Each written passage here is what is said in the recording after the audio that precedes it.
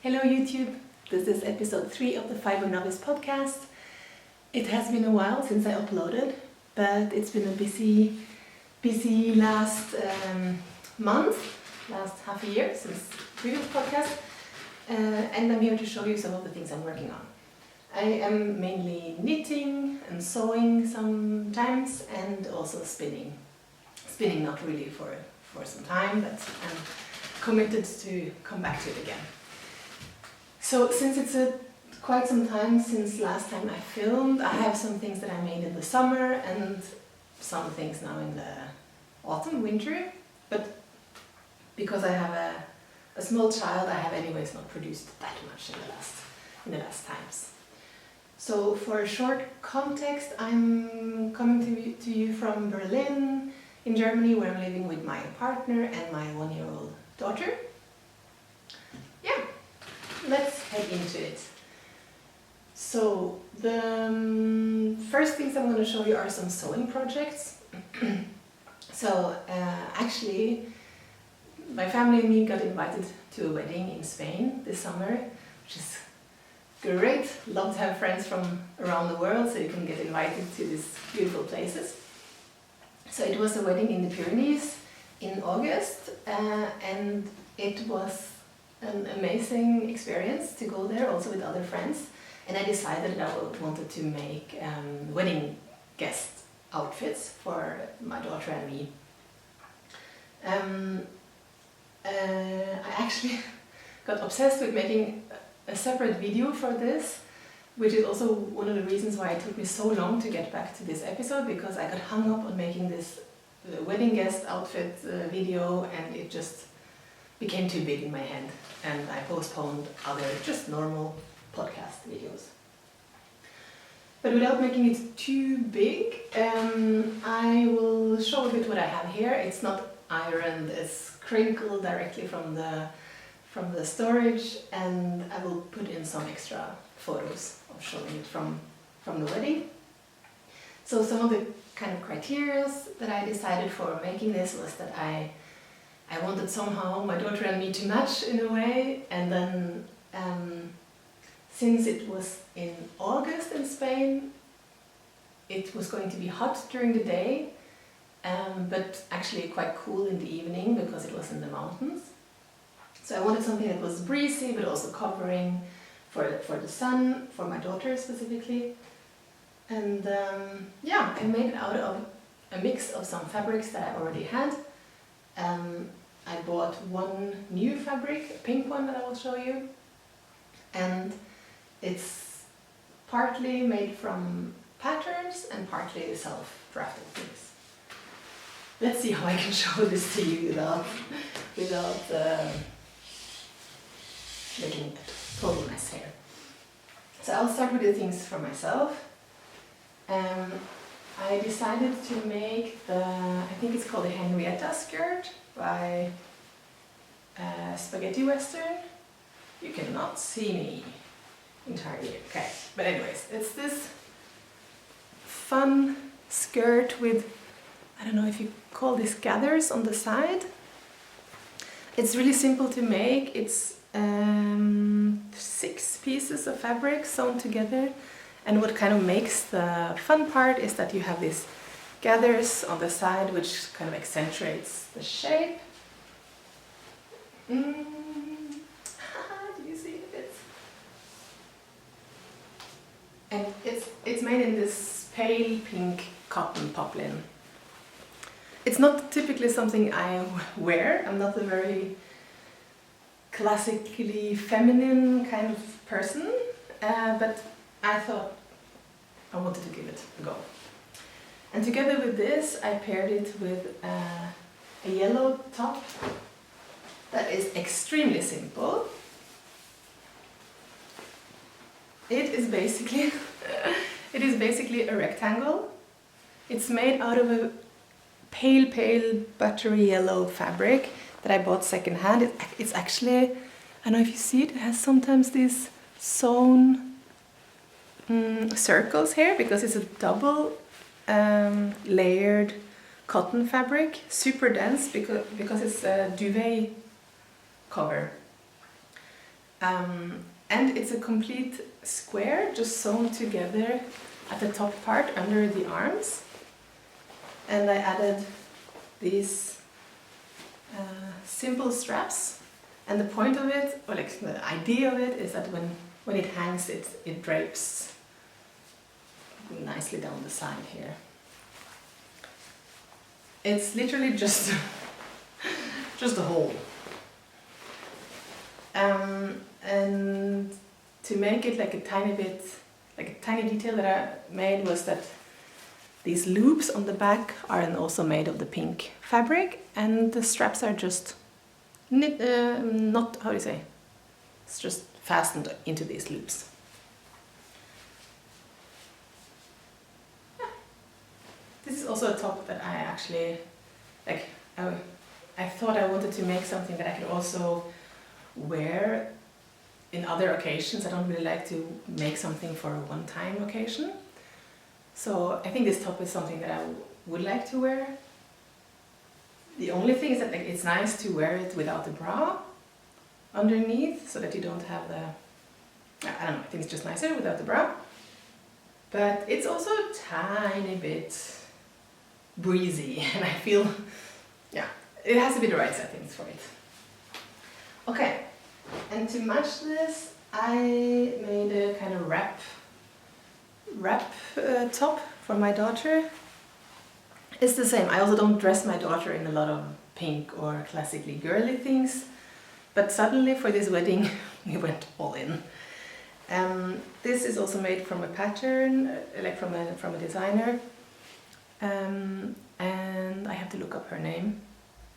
But it's a really simple, nice wrap top. And for the pants, I tried to trace some pants that she already had. It was kind of disastrous. I had to adjust it so many times, it didn't fit at all.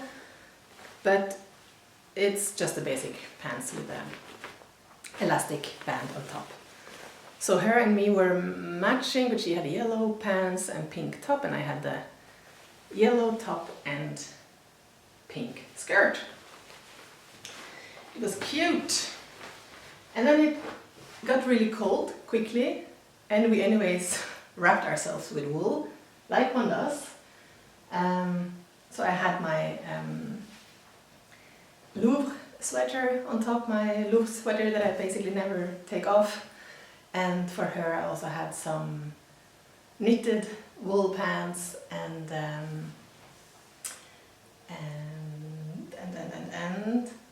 Friday sweater from PetiteKnit, I think, that she was all wrapped up in. I realized I kept looking at the screen because I was trying on stuff. It's probably not so nice for the video. I'm gonna try to look at the camera more. Yeah, that was it for the sewn projects. I wanted to make a whole video about this, but I could do it in 5 minutes. What do you know? Maybe before I go further, I can talk a tiny bit about this cardigan that I'm wearing. This is also a PetiteKnit cardigan. I'm trying to also get patterns from other designers, but I also have to say I think PetiteKnit makes really, really good patterns, and I guess her style resonates with me, so I often go for her patterns when I'm making things. But what I do like to do is to knit them in other yarns than what she suggests, because then it turns out to be completely different looking garments as well, and I really like this kind of moment of surprise, or like mixing up the pattern with kind of unexpected yarn choice. And for this is the April cardigan, which in her version it's, I guess, a bit more fitting. And then I chose a yarn, I will have to look up what the name is, but it's a self grading kind of yarn.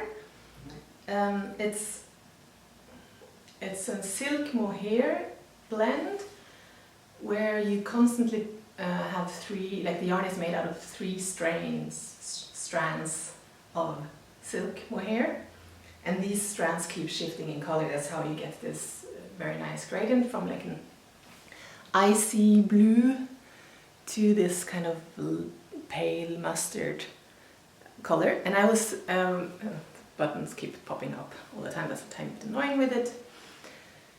What I wanted to say is that I chose a pattern that I knew, how to say, it was not going to be like a perfect gradation, because this pattern is also made with like you knit a button band afterwards, and I wanted to have this kind of mismatching elements so that also the sleeves are then different looking, because I thought it was, I don't know, I thought it was fun. And I also really like to, like, it was such a fun project to knit because I didn't know how it was going to turn out, and I really liked the moment, like this surprise moment, or how do you say, like this unexpected thing about it. I wear it a lot. It's one of the few sweaters I have that are cropped. I'm not so much into cropped sweaters, but I think for this one I kind of like it. It is really warm. That's sometimes actually a tiny bit hard to wear for me, because it's still kind of open, so it's not like it's not a sweater I would go for in the coldest winter time.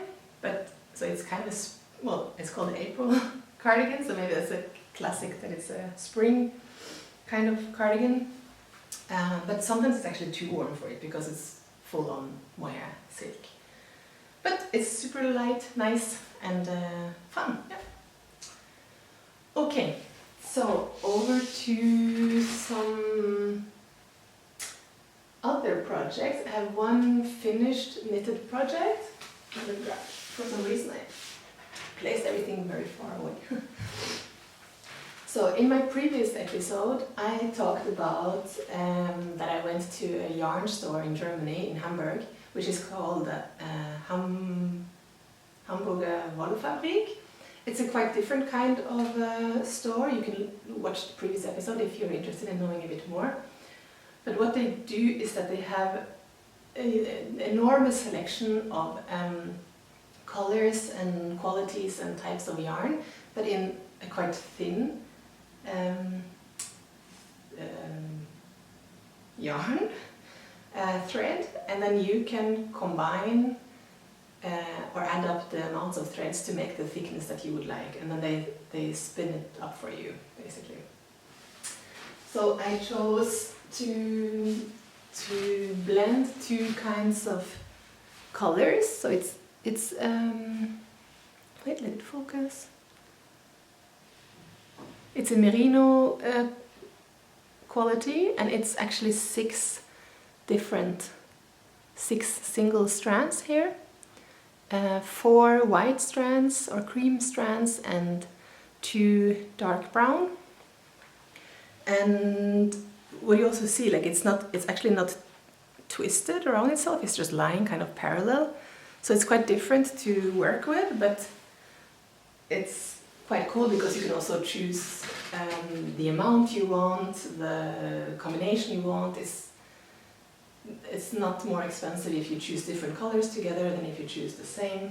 So you have a lot of opportunity, which was also a tiny bit hard, to be honest.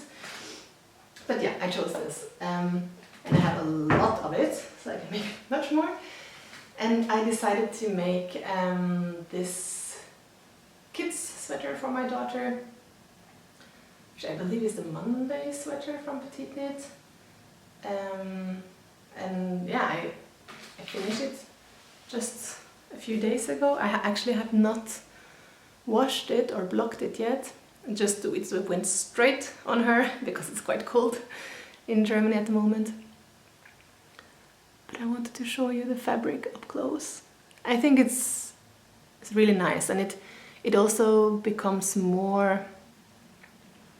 even more marbled than if you take like 2 thin strands together, because it's literally 6 strands all the time. I think it's really, really nice fabric.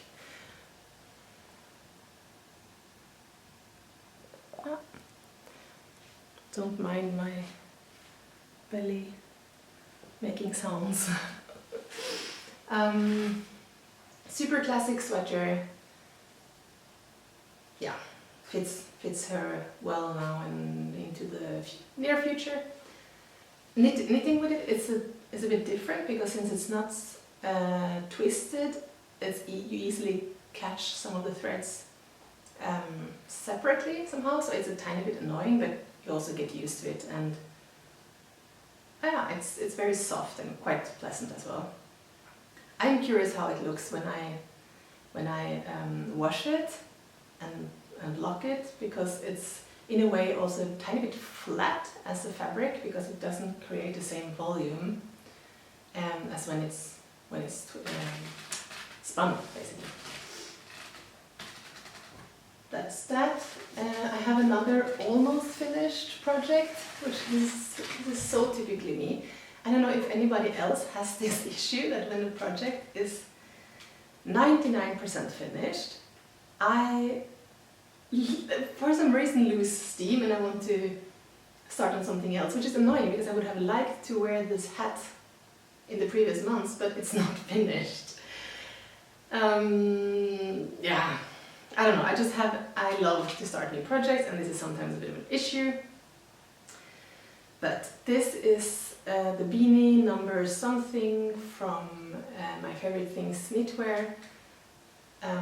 So funny, I thought I had this idea that I wanted to make a kind of sheepskin looking beanie, and I wasn't aware that I was being completely influenced by, because it's the same time as everybody else who wants to make this fluffy beanie. I realized it after I started knitting it, that so many people were making similar hats, so I realized that I was not at all original and just,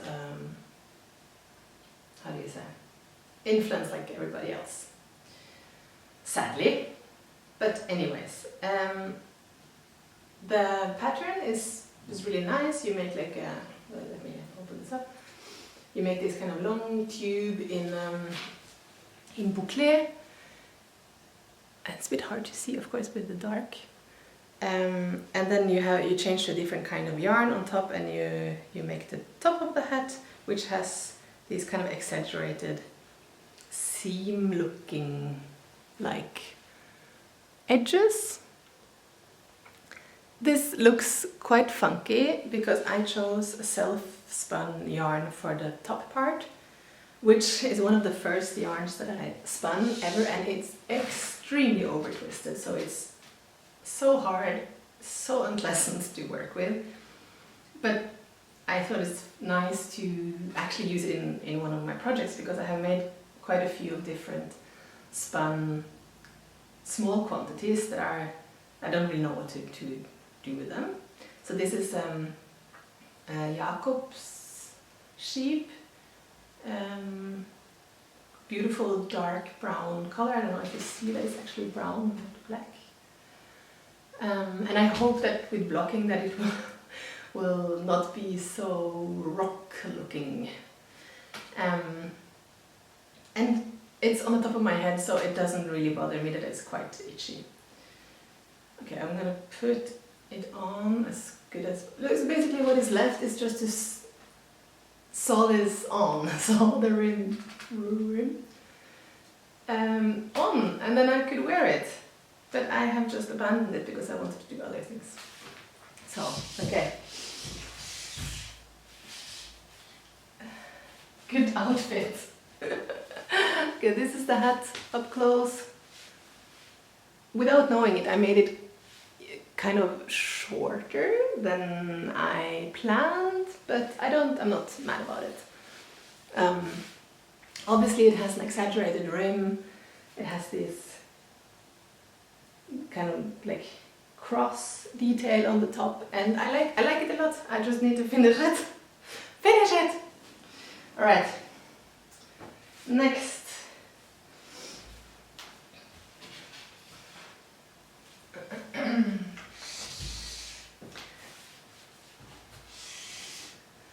I have realized that the perfect baby knit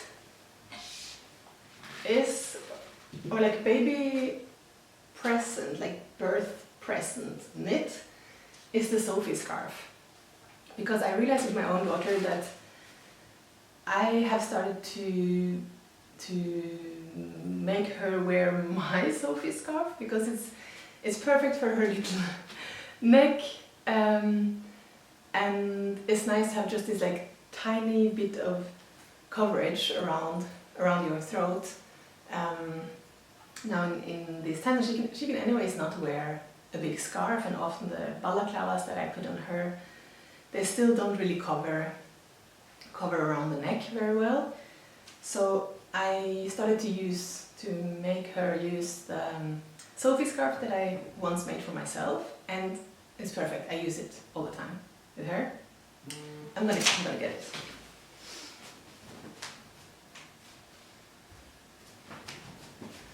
I'm not getting it. She is out and it's in the bag in the stroller, so you cannot see it. And what I think is nice, previously when gifting knits to new babies, it's something that they wear for a very short time, because as we all know, babies grow insanely fast. So you wear it like a sweater or like a pants for 3 weeks and then it's over.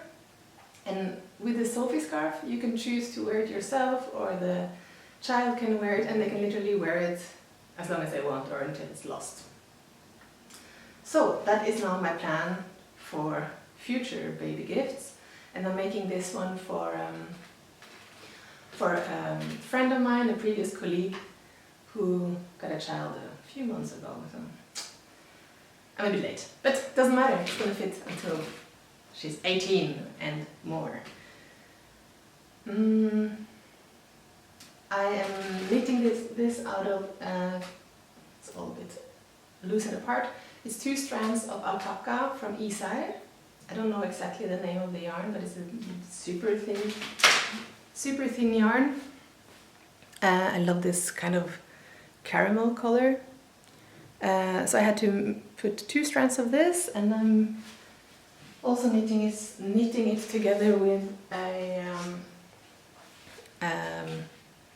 kind of surprise yarn. I don't really know what this is made out of. I bought it at kind of secondhand from someone who couldn't say what it was. But I believe it's a cotton. I hope it's only cotton, or it's a cotton blend. Let me show you the fabric up close.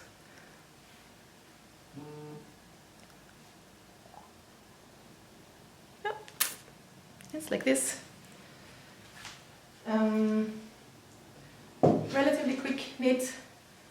I knew it was a perfect gift knit. I didn't know it was a perfect baby knit, but it is.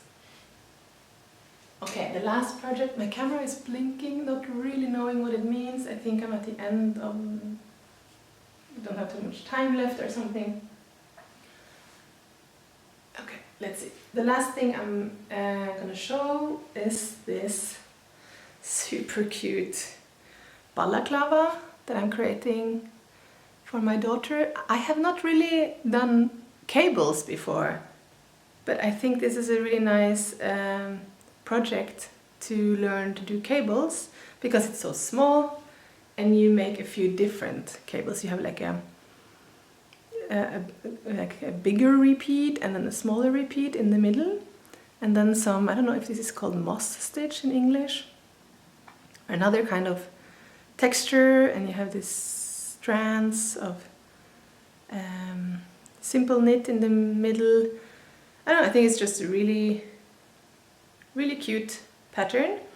It's from Aftenstrikk, I believe. It's called Fridagsbalaclava, meaning like free day balaclava.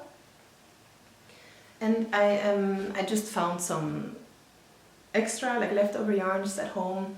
It's Mondim, beautiful blue color from Mondim, which is like, I mean, not really scratchy, but it's not it's not silk quality, and then also kind of a leftover hobby silk mohair that I had lying around.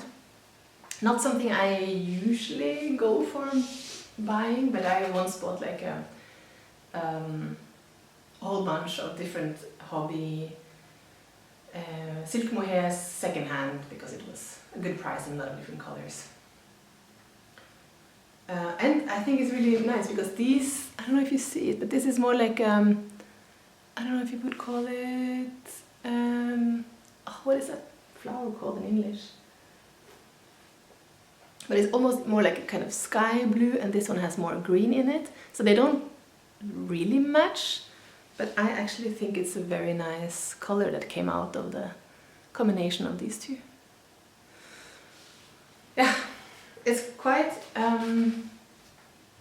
even though it's kind of an intricate pattern, it's made so that once you have done kind of one repeat of the cables, you can just watch your own project and know what you're going to do. So I like that I don't need to look at the pattern all the time, because then that doesn't really work for me. So it has a lot of variation, you get motivated to keep on going, but it's in a way not as complicated to knit once you've understood the repeat. It has also some very nicely thought through details that the first two cables in the front go in one direction, and then the cable behind here go in the other. And I kind of messed that up on the other side, so can you see that? So the first, how is it? I hear somehow I went in the wrong direction in the beginning, and then I realized I had to go back, and I couldn't bother fixing that issue, so I just continued. I mean, it's fine. You can see it. It's fine. Okay. I think I'm through. It was a bit of a speedy go through, but I hope you got something out of it. Then, I just realized I have 2 things I would like to show you, which are not projects. It's back on the sewing topic again. When I was in Oslo last time in September, I'm originally from Norway, so I go to Norway relatively often to visit my family. And when I was in Oslo, I went by pattern sewing company store that sells patterns, and they also do they do a whole concept around it. It's called Fæbrik, and they try to motivate especially young generations to create their own clothes, and they're quite good at that. And I bought 2 patterns. They have just been lying in my cupboard since then because I haven't gotten time to do it, but I want to just show it to you as a future plans. 1 second.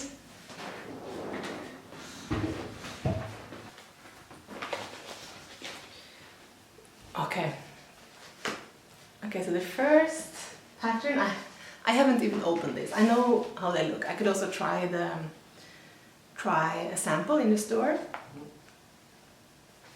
One is a pant. It's called Vidar.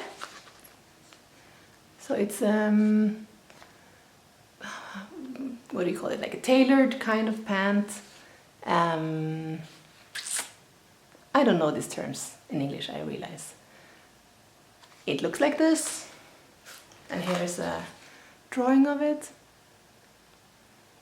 Focus, focus, focus. So it's quite wide pant with like closing in the front and some... Okay, camera stopped. But basically, that's the pant I would like to sew. And I also bought this jacket pattern. It is also a really cropped pattern. I would like to see if I can make it longer, But I think it's a quite cute kind of patchwork-ish jacket that I thought hopefully can be tweaked into a lot of different versions. But I mean, main thing first is to make one out of them, to actually open them and sew something out of them. That's the goal. For now it has been just lying there with good intentions. And that's it. Now I'm gonna wrap up and hopefully get this video out soon. And please comment if anything of this interests you or resonates, or if you want to get in touch. And yeah, see you next time, hopefully soon. Bye!